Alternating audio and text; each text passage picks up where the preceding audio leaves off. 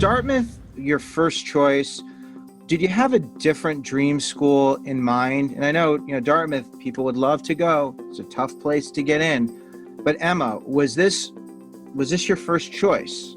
Honestly, throughout the process, I applied to a lot of schools, probably too many. I applied to 12 schools. Well, And I kind of refrained from calling one of them my first choice because I didn't want to be disappointed, and they were all very different places. But as soon as I had all of my acceptances back, Dartmouth was one of the last ones to go in, and I think I committed like the next day. I knew that was the one for me once I had heard a little bit about it, because I knew I had met some alumni and talked to some students, and I really liked that.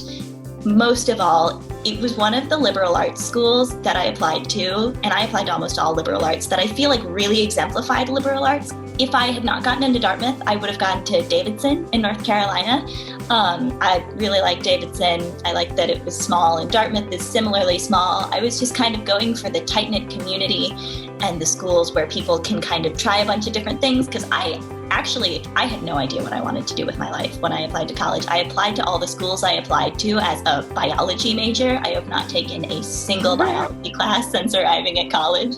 But I felt like what Dartmouth students kind of across the board had in common was that people didn't zone themselves into one thing. People weren't like, I'm going to college to do this one specific thing and I have to know now, or else I'm gonna fail in life or whatever. Dartmouth students were very, very open to exploring new things, and that was something that I needed because I like a lot of things and I don't know which ones I want to prioritize, and I wanted somewhere where I could get as much as I could out of all the different things that I like to do. And I kind of just knew, like, the second I set foot on campus that Dartmouth was the place for that.